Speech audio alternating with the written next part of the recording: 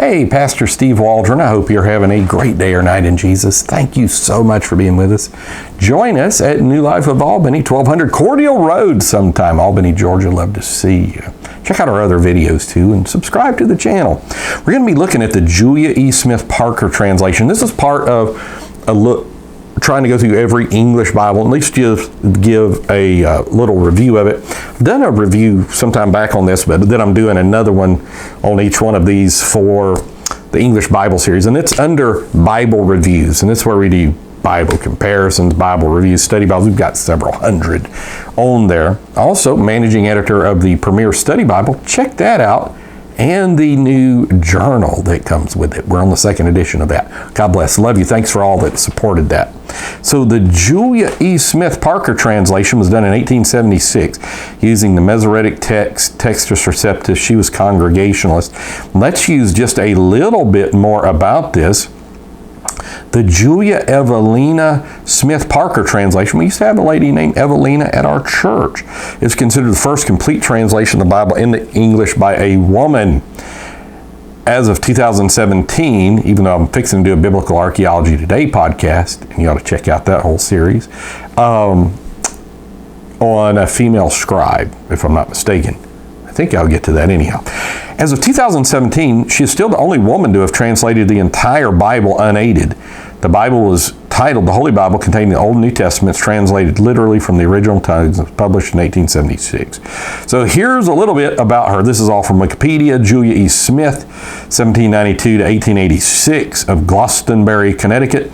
Had a working knowledge of Latin, Greek, and Hebrew. Her father had been a Congregationalist minister before he became a lawyer. Having read the Bible in its original languages, she set about creating her own translation, which she completed in 1855 after a number of drafts. So notice this, she was already 63 then. The work is strictly literal rendering, always translating a Greek or Hebrew word, the same word whenever possible. King James translators said they weren't going to do that. Smith accomplished this work on her own in the span of 8 years, 1847 to 1855. She had sought the help of no one in the venture, even writing. I do not see that anybody can know more about it than I do.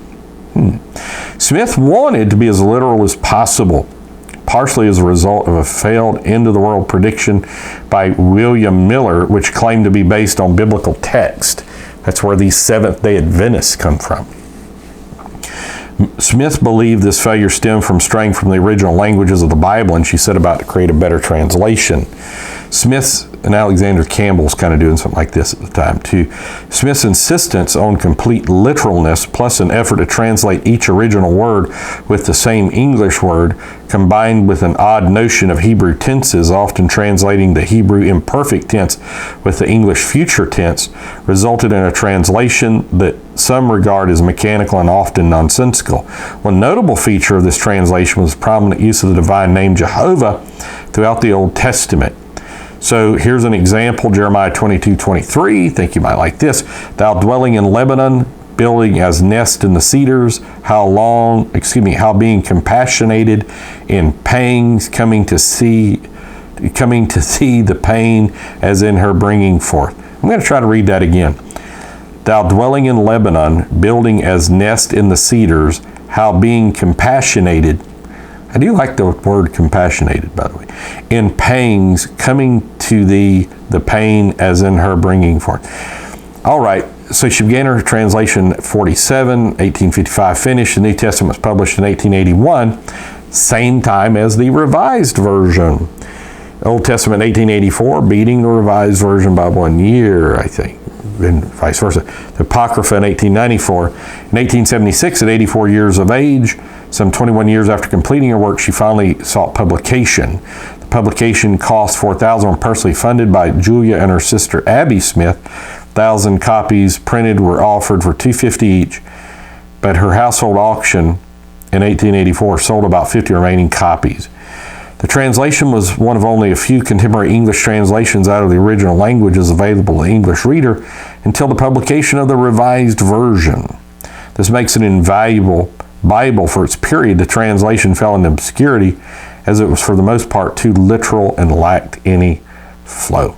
So that's the Julia E. Smith Parker translation, the Women's Bible, I think. Maybe the Women's Bible something else, I don't remember.